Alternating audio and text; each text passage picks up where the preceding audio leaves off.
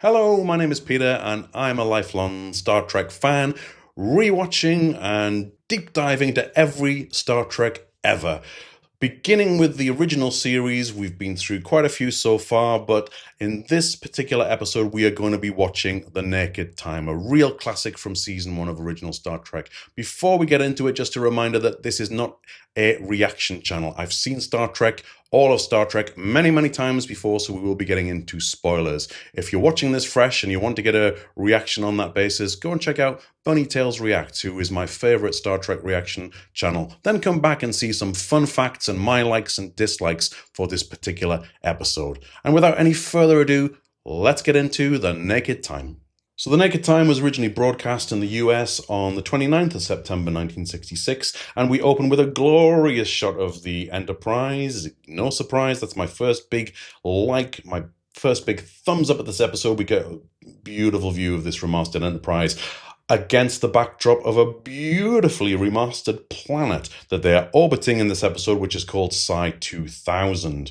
We get a captain's log setting the scene for us that this planet is going through some final changes in its existence, and it is soon going to be basically ceasing to exist. And we get a lovely shot of the station that is on the surface of this very icy planet. And this is a station where Starfleet or Earth or the Federation has had an outpost of a team surveying this planet. And we get a scene of the control center, or what is left of it. So now something has clearly gone very wrong here, because we have a statuesque-like figure sat at this desk, and everything is completely frozen in an icy sort of effect, an ice age like effect, if you like.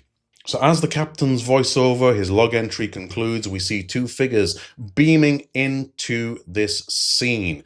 Now, this is revealed to be Spock and an officer called Joe Tormolen. And I really do like the suits that they are wearing. They do have obvious disadvantages, which is a bit of a big dislike, but I like the aesthetics of them. They look really cool. They look like they're wearing giant orange bubble wraps, basically, to be honest.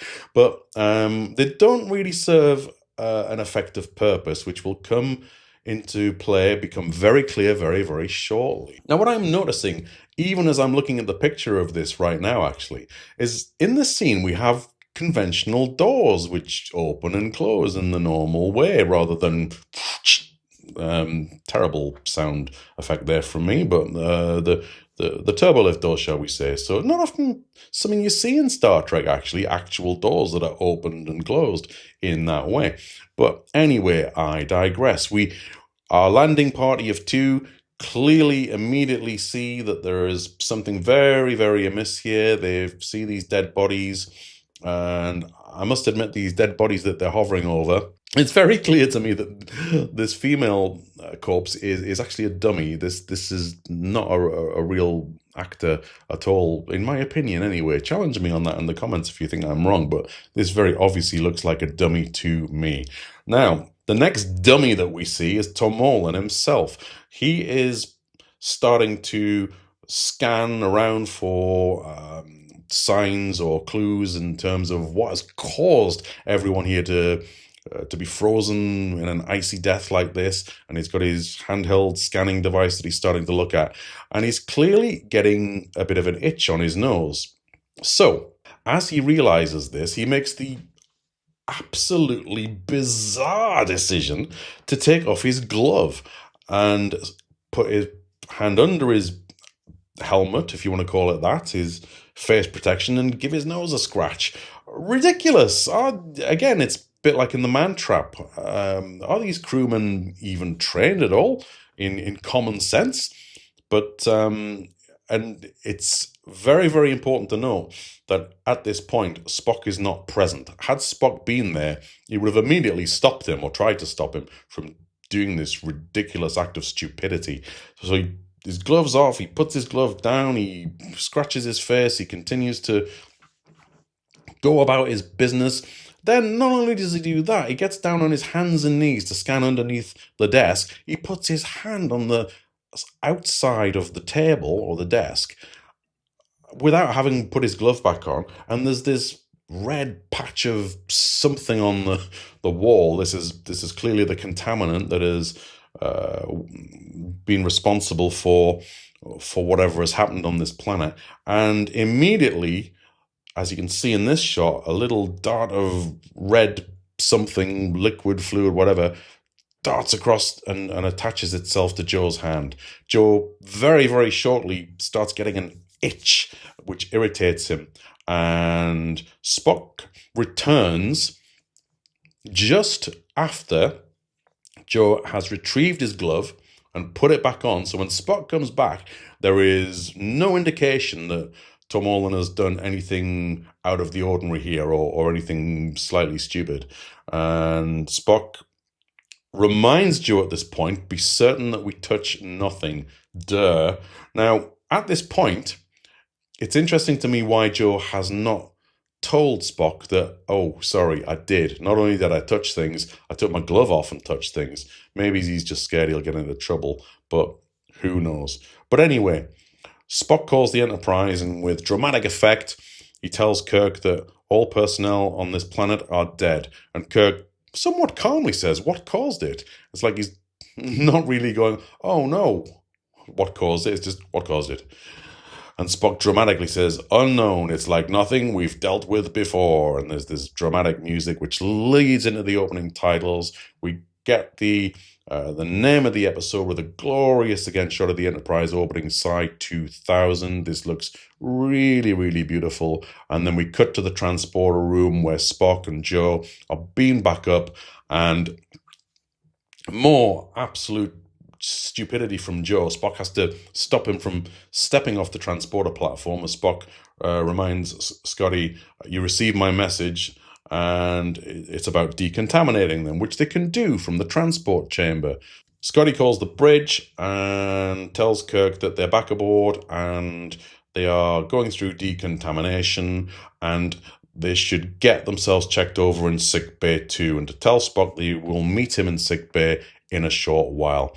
And we then cut to, in the next scene, we see Joe on the table in sickbay, getting looked over by McCoy.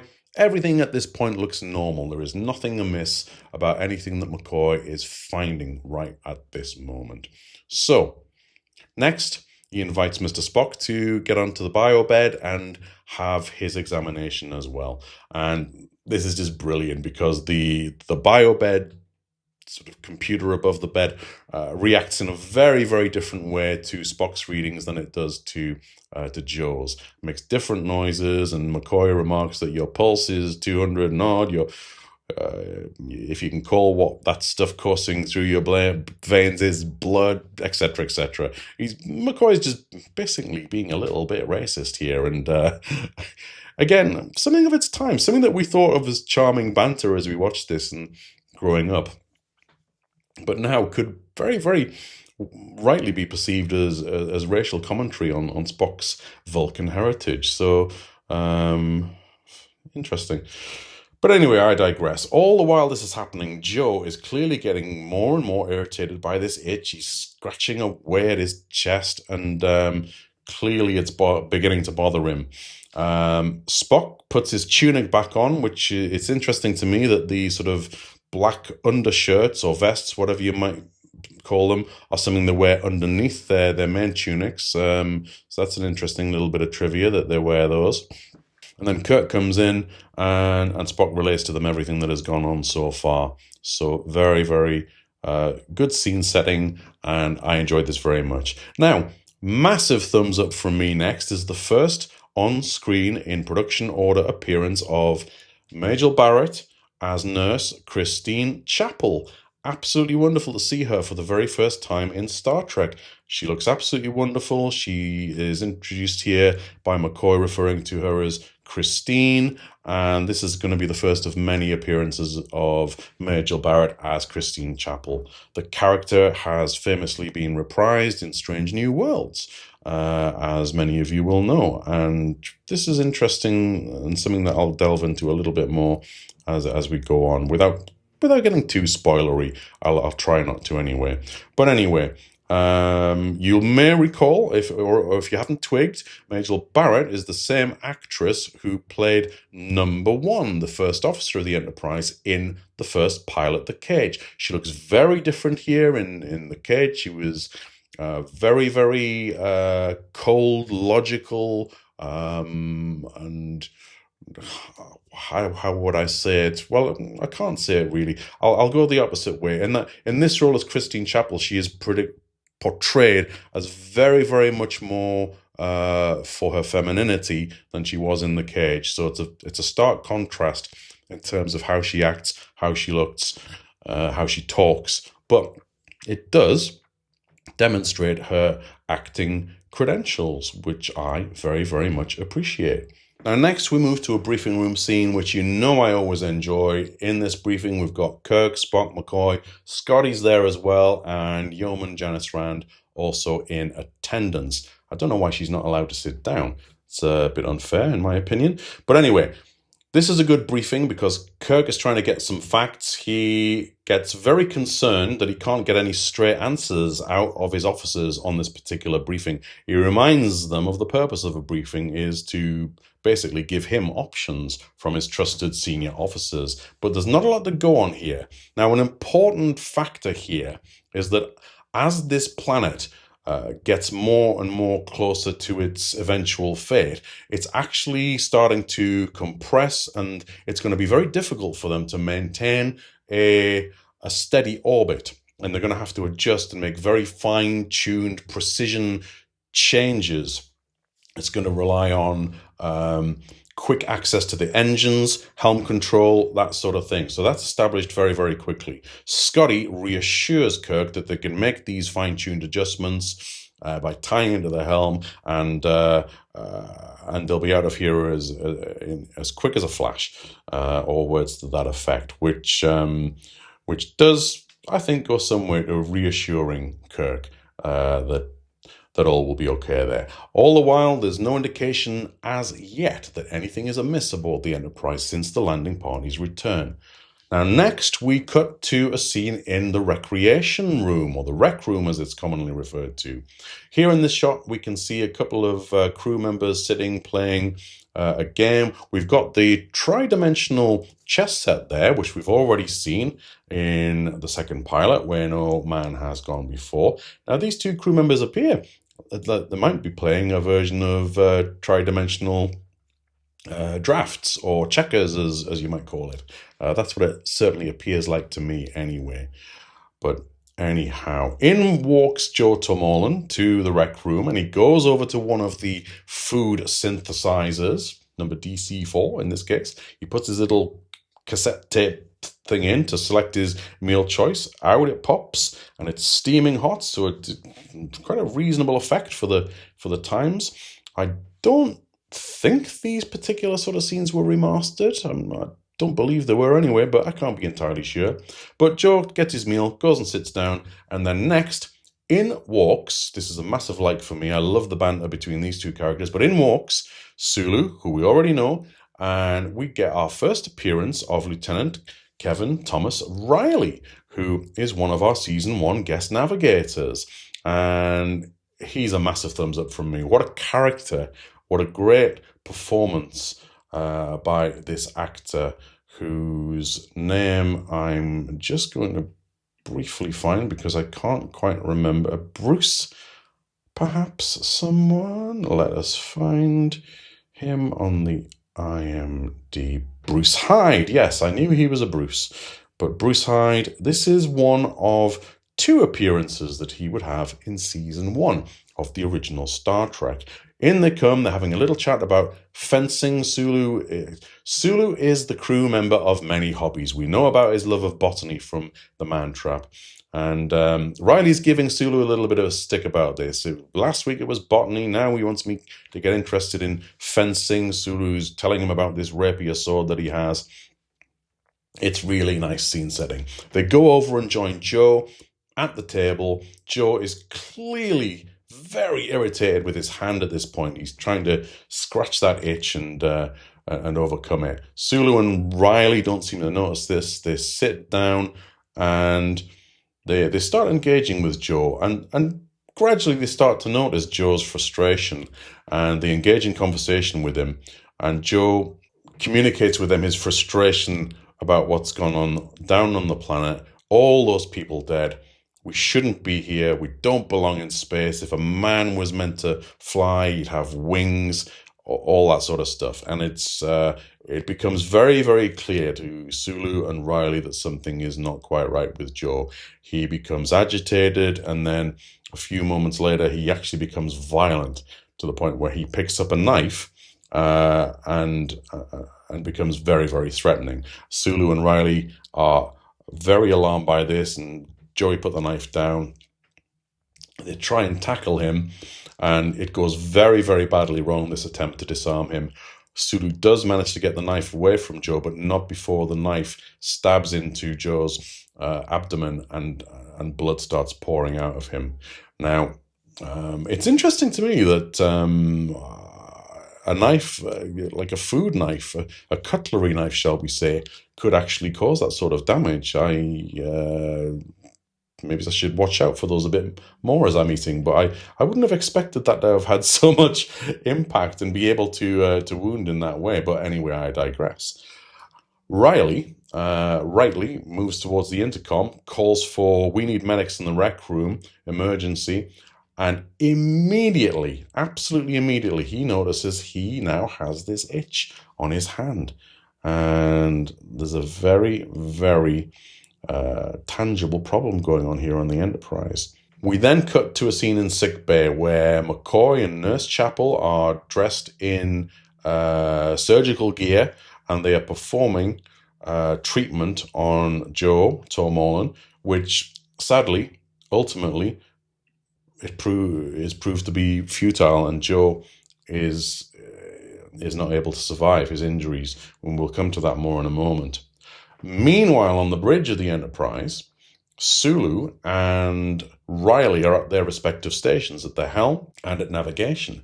And we are reminded at this point that the orbit of this planet is not going to be steady, and constant fine-tuned adjustments are going to be needed to keep them in a stable orbit, and to be ready to break out of that orbit at a moment's notice, as they don't want to get pulled down into the destruction of this planet when it goes. So, unfortunately, Riley is distracted by the itch on his hand, and the orbit does start to see them spiraling up, not too much at this point, but noticeably so that it generates an alert. Kirk gets frustrated and he says, compensate, and he ends up, as you can see here in this photograph, having to do it for Riley, do his job for him. Sulu and Riley have a little bit of an exchange. Kirk, meanwhile, leaves the bridge in the capable hands of Mr. Spock, and it's at this point that during Sulu and Riley's conversation, it becomes apparent that all is not right with Sulu either. He is clearly compromised, because he mischievously comes over to Riley and says, "Hey, let's go and get a workout in the gym. Want to join me?" And Riley's like, "What, now?"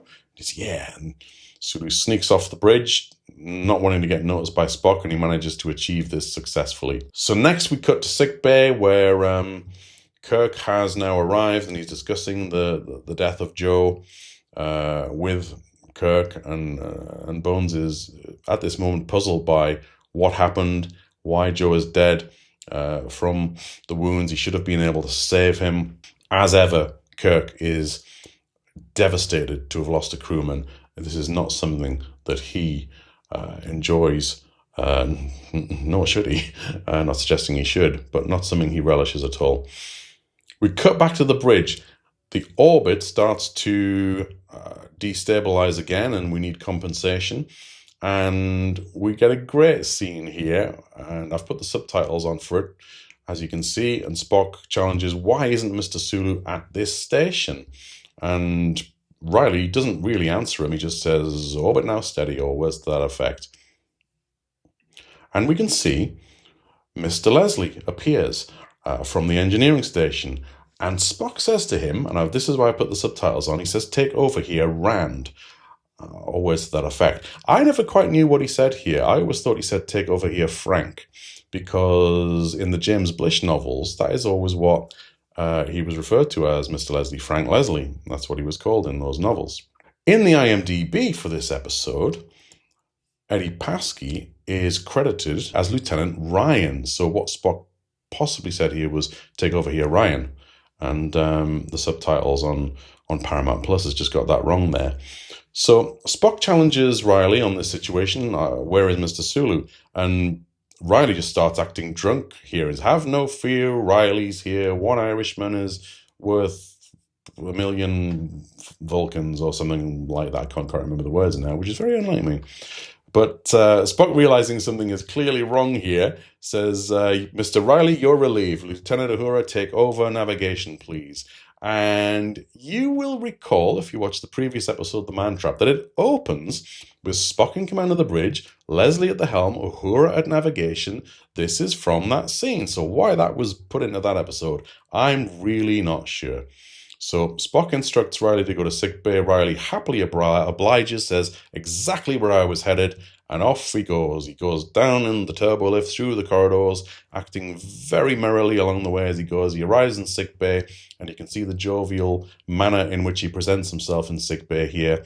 I love the functionality here that we see in sickbay again. The spray bottles there of medical solution of some sort, whatever they're meant to be. But I like the little props here that the set people have put in place to show this is a very functional place. Riley sees Nurse Chapel here, who is busily sat at a station there, and he comes in and he says, "What happened to Joe? He died, didn't he?" To which she tells him, "Yes, he did, I'm afraid." Riley then grabs her by the hands, so he's making physical contact with her, and off he goes on his business again, leaving Christine now also affected with whatever this is. Now, next we cut to probably my favorite scene, or combination of scenes in this episode. We see Sulu shirtless. He's doing a Shatner here. Why should Shatner get all of the shirt-free time? And he's got his sword in his hand. And he tears out of the turbo lift and he says, "Richelieu, beware." And he's just having an absolute blast with this. And it's so cool to see this scene unfold the way it does. Absolutely wonderful. Back on the bridge, Spock tells Lieutenant Brent to relieve Miss Uhura at the navigation station, which he does, and we get our classic extras at helm and navigation, Brent and Leslie. Lieutenant Uhura returning to her communications position. Kirk re-enters the bridge. We have some orbit problems again. Kirk calls down to engineering, saying that they need to get out of orbit. There's no response from engineering, and Kirk then tells Leslie, get us out of orbit, impulse engines, warp engines, nothing is working. Call down to engineering again. Spock reinforces that engine room. We need power. And they're now firmly trapped in this orbit. And they're starting to spiral, which is obviously a cause for concern. So with this all happening, Kirk decides to go to the horse's mouth. He can't get Scotty engineering and on the intercom. He's going to go down to engineering. As he attempts to go to the turbo lift, he's challenged by Sulu, sword in hand. And there's a fabulous little exchange that goes by where Sulu is prodding with his sword and people are backing off. Kirk tries to challenge him and he touches the tip of the sword and Sulu, put that thing away. It's just priceless. Sulu then sees Uhura, who in his present inebriated condition he sees as a fair maiden to protect, and Uhura plays to this and gets his attention. Sulu, wonderful big smile on her face as she's playing into this role. He grabs her and tries to sort of protect her from his perception. Uhura says something, I'm sure in Swahili again at this moment, but I'm not sure what it was. If any of you know, do let me know. Kirk then moves in and then tackles Sulu. Spock calmly comes from behind with the nerve pinch. After this altercation, Kirk tries engineering one more time, and it turns out that engineering does reply this time, and it's actually Riley who has got himself into engineering and has taken charge in there.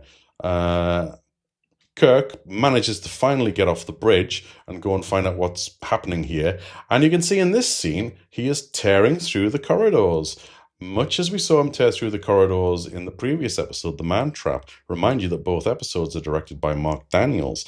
I'm pretty sure this is the same scene where Kirk was running in the previous episode, where he doesn't have a phaser, on his belt or on his sash, and then in the man trap a couple of moments later he does. But in the scene that follows here, Kirk arrives at the engineering control room, as it is shown on the door. The first time we've seen this from the outside. And we can see one of Scotty's team trying to open the door and get into engineering. Scotty does have a phaser on his sash attached to his uniform. Scotty then explains Riley came charging in and distracted them, got everyone out of there, and then locked himself in. Inside engineering, we can see Riley just having a whale of a time, strolling around singing Irish love songs. I'll take you home again, Kathleen. He's really, really acting like a very, very drunk individual.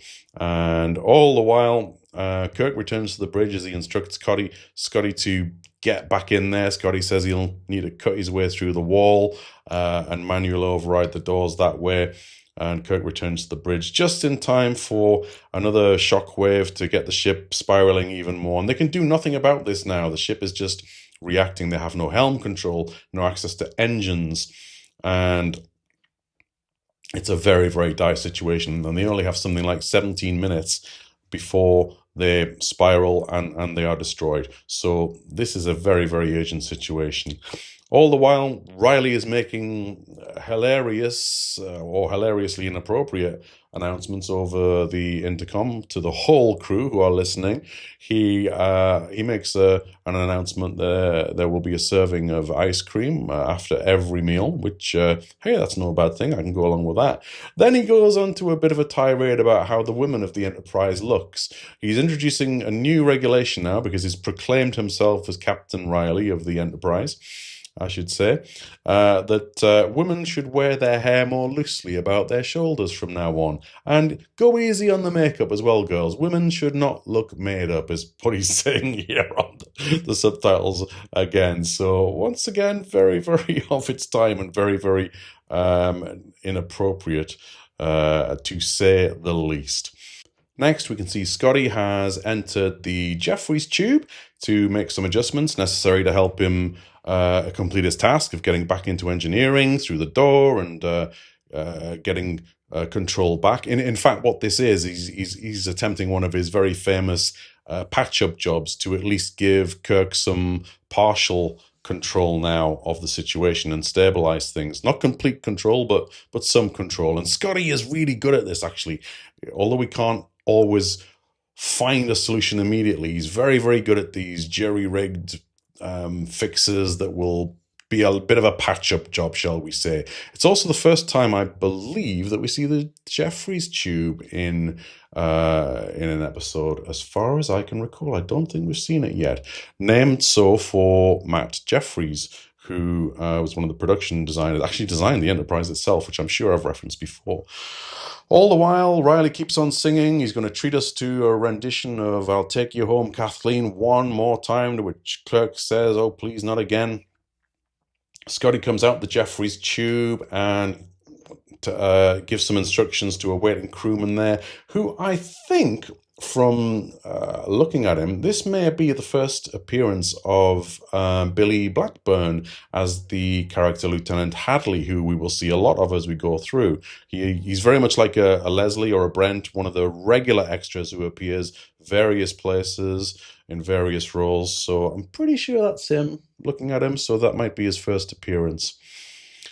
At this time, with all the chaos going on the bridge, Kirk has sent Spock to find out what's going on down in engineering, to get some progress updates on how Scotty's getting into engineering.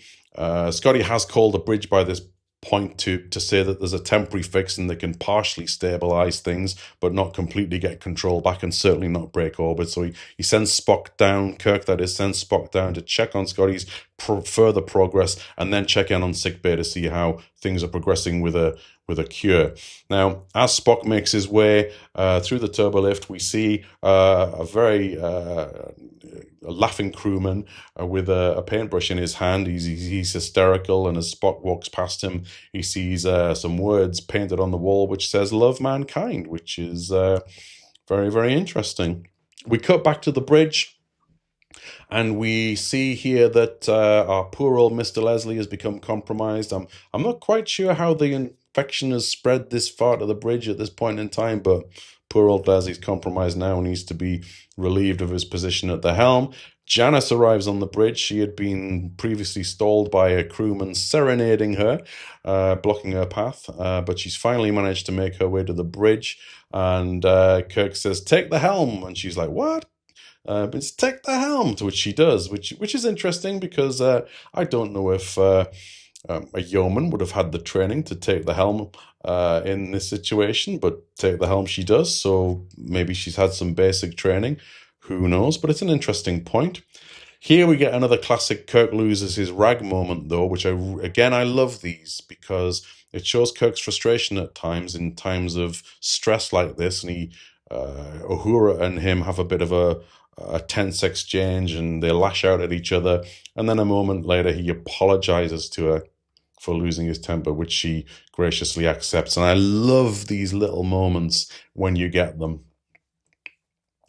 Now, Spock has been to check on Scotty's progress, and he's reminded Scotty that he needs to hasten his pace to get into engineering, because at the pace he's going, they'll run out of time and they'll be destroyed before Scotty gains access to engineering. You can't afford a safety factor. Spock then makes his way to sickbay to find out what's going on there in terms of progress, researching this affliction, and if we're any nearer a cure for it. He encounters Nurse Chapel, and by this point, Nurse Chapel is very, very affected by the inebriation that is affecting a good percentage of the crew at this point. Spock is wondering where McCoy is. He calls the lab saying, "Lab, is there any progress reports?" Christine, meanwhile, comes out and confronts Spock and confronts him about her feelings for him, which, if you think about it, and brief spoiler territory here for Strange New Worlds, this kind of fits better than I thought it would. It kind of sets a precedent for the fact that these two have had prior romantic encounters or exchanges or acknowledgement of this, if you like, because she expresses to him that she knows him, that others think that he's cold and logical, but she knows better. So it actually fits better into the Strange New Worlds narrative than I thought it did. So fair play on that. But she expresses her feelings for him. She touches him, so she makes physical contact, and Spock begins to succumb to this. And she says, "Call me Christine," and he expresses his sympathy, his regret at what she's saying to him, and he says, "I'm sorry, Christine." And this, to me, it feels like it actually could tie into what we now know has happened in Strange New Worlds.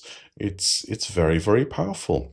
And he exits from the situation, and it's clear that he is becoming emotionally compromised, and he's very, very affected. But we cut to engineering again, or outside engineering, shall we say. Scotty's finally managing to get through this door. Kirk turns up with some security guards. They get the door open, in they go. They manage to get Riley out of there.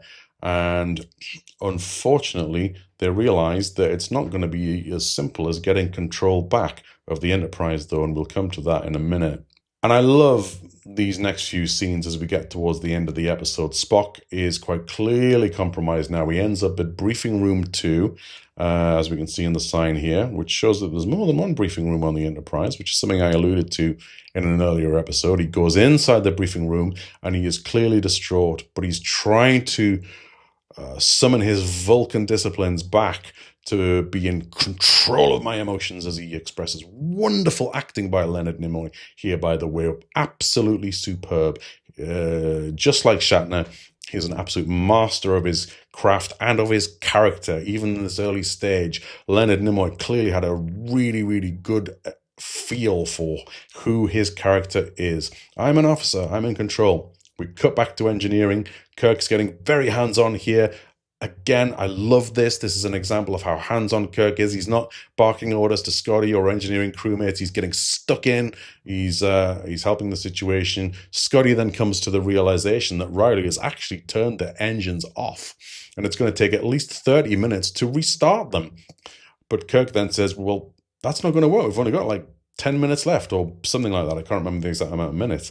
And Scotty here famously utters the words, I can't change the laws of physics. I've got to have 30 minutes.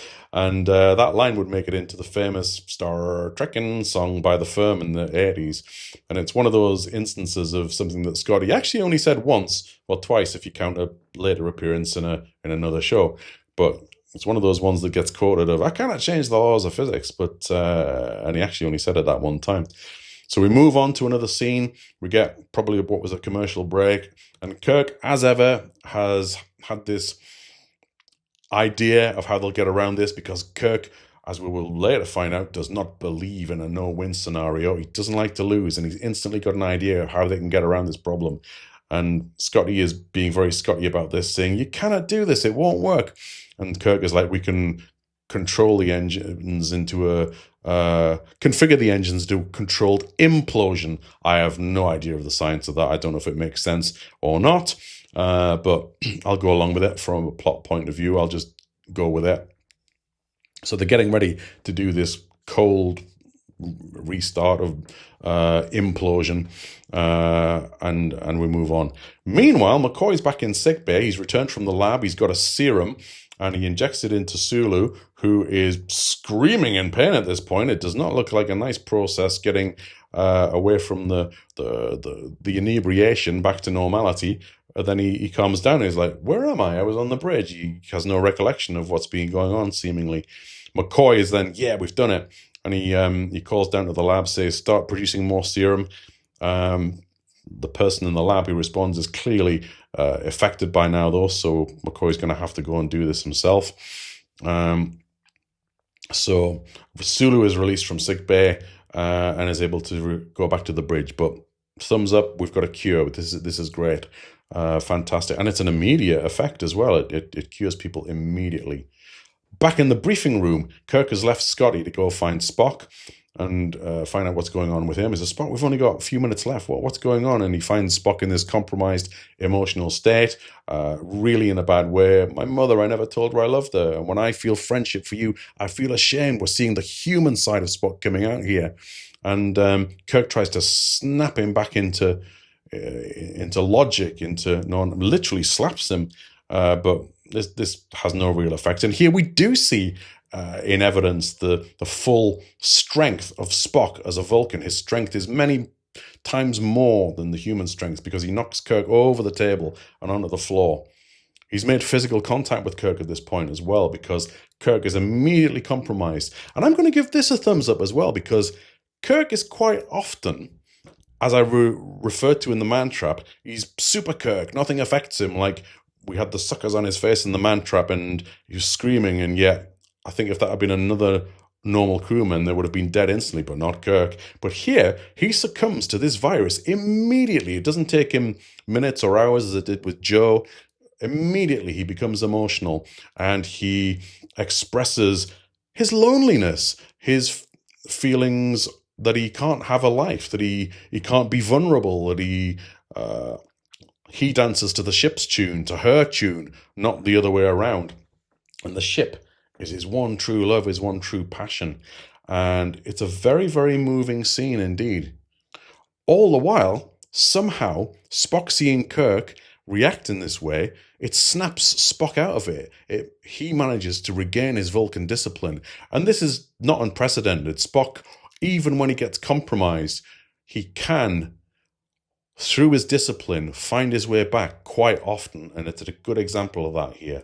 Spock encounters Scotty at this point, who comes in and updates them on the situation, and they're getting ready for this implosion, and he gives instructions, and they all head back to the bridge, and Kirk goes back to the bridge. He's still suffering, he's still compromised by this. He gets into the turbo lift, and there's more paint from that fellow with a paintbrush, which says, "Sinner, repent." And musical cue, which is very dramatic. Kirk enters the bridge, and it's great acting here. I love it. McCoy's waiting there with a hypo for him. He rips Kirk's shoulder off of his uniform. I don't know why he had to do that, because we do see in later episodes that these hypos can work through the uniform. So why he does that here, I don't really know. It's probably just an excuse for Shatner to show some skin again, to have his uniform torn, which is something that would be a recurring theme in these episodes, as we know. Kirk sits down. He's regaining a measure of control. He's doing the best that he can while the serum takes effect, and they get ready to make this implosion and get out of this planet's grip as the planet nears the end of its life. Kirk then turns to Janice, who's there on the bridge, and it's a lovely touching moment where he says, "No beach to walk on." And he'd mentioned that phrase earlier in the briefing room, "No beach, no braid on my shoulder." He longed for that freedom, and we'll see examples of this from Kirk one or two times throughout the 3 seasons of Star Trek, most notably in Series 3, in an episode called The Paradise Syndrome, where Kirk gets that feeling of loneliness, of burnout, that it's all too much. And this is an example of where this is being expressed very, very keenly and beautifully acted by Shatner here. No beach to walk on. And he's looking at Janice, thinking of the feelings that he might allow himself to have for her if he could, but he can't. So beautiful scene, and she just turns to him and says, "Sir," and we know that there's that attraction between them that has definitely been established, but Kirk cannot act on that. It's just not something he can allow himself to do. They do manage to complete the implosion, the controlled implosion of the engines, and they manage to break away from Psi 2000 and get control back again. A side effect of that, however, is that the chronometers start moving backward. So a side effect of this implosion is that they've accidentally discovered time travel, which is, wow, quite a moment. And after this, the episode ties up quite abruptly, really. It comes to a quick end after they've broken away, and they have a conversation about the fact that they have accidentally discovered time travel, and Spock reveals to them that it's now 3 days ago. They have 3 days to live over again, and which Kirk says not those last 3 days. But in actuality, if you think about this episode, it's probably only been about 20 or so minutes since the emergency happened and Riley took control of the engine room, and a short time before that this whole thing started. So not 3 days. So I don't know what happened in those preceding 3 days, but it's an interesting thing that I noticed. And at some point, actually, McCoy did explain the nature of this affliction. He said it enters, it's water. It affects the body's in a chemical way, much like alcohol, by transmitting through sweat and water. And he was able to develop the serum, having realized that. Is something that I just remembered is a fact I should have mentioned. But anyway, we are at the end of the episode, and we do see as we fade out into the credits, it was directed by Mark Daniels, as I've already mentioned a couple of times in this episode. And the music, again, was composed, the original theme and the episode conducted by the wonderful Alexander Courage. Some great themes introduced in this episode, without a doubt. I love the original Star Trek music. Throughout the 3 seasons, we would get many, many good, established and recurring themes. Not going to lie, some of my more favourite ones are introduced in Season 2 and particularly Season 3, so we'll watch out for those. And on IMDb, this episode gets a very respectable 7.8 out of 10. As I have each time so far, I'm going to increase that because I think it deserves higher. I'm going to give this one an 8.5. I won't ever go into the 0.8s or the 0.2s as IMDb does. I'll go 8 or 8.5 or 9, but I think this deserves an 8.5. I really, really enjoyed this one, and I think it deserves that score. Now, a few final bits of trivia before we wind up. I did look on IMDb as well, and I did confirm that Billy Blackburn, as he was affectionately known, was in this episode. That was him who was talking to Scotty. Lieutenant Hadley, uncredited, and he would appear many, many times. A fun fact about Bill Blackburn is that he was on set with Star Trek pretty much the whole time, the whole 3 seasons. During that time, he recorded much of the behind-the-scenes stuff. So there's a lot. You can find this on YouTube and various other places, chronicled. A lot of the video that he shot across many of the episodes. There's a lot of cool behind-the-scenes stuff that he did during his time on set with Star Trek. So nice little fun fact there. And one final curiosity about this episode, and I do recall mentioning this on the second pilot, Andrea Drom is credited as Yeoman Smith in this episode. And she's just not in this. I think that's an IMDb mistake. In fact, I'm sure of it. I've looked all the way through this. I've asked co-pilot ChatGPT, is Yeoman Smith or Andrea Drom in this episode? And there's just no sign of her. So that is incorrect IMDb, and apparently that is not too uncommon. But there you go. And that is it, my friends. Another episode in the bag. I've really enjoyed watching The Naked Time again and finding things even I hadn't noticed in my multiple watches of it over the years. A real favourite. A comedy episode mixed with very serious situation, which they were very good at doing in Star Trek at times. An underlying danger or a very real threat to our heroes and the ship itself, but with a light touch applied across it with our inebriated crew members. And I was particularly interested to see how it affected the different crew members. And it related really well to real life and how the effects of inebriation and alcohol do affect people in different ways. Joe, for example, went very melancholy and down. Sulu and Riley went very jovial and over the top and extravagant and flamboyant. And it made people reflect in different ways. Spock connecting with his emotions, potentially remembering and reflecting on his romance previously with Christine. You can decide in your own headcanon how you want that to work out. And that's the beauty of Star Trek, I find. You can make your own mind up sometimes in terms of what you feel does and doesn't work.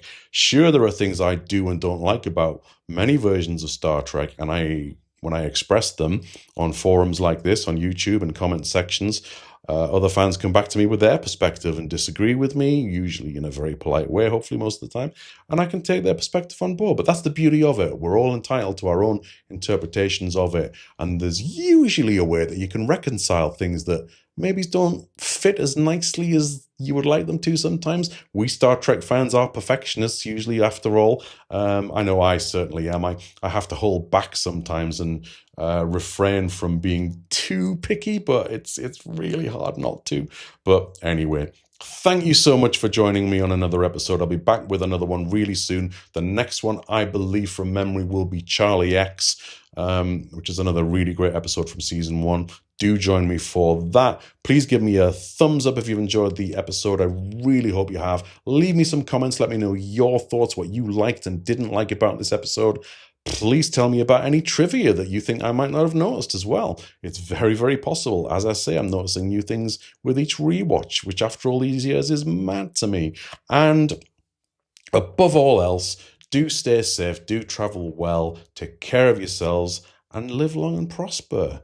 Thank you again. Take care. Bye-bye.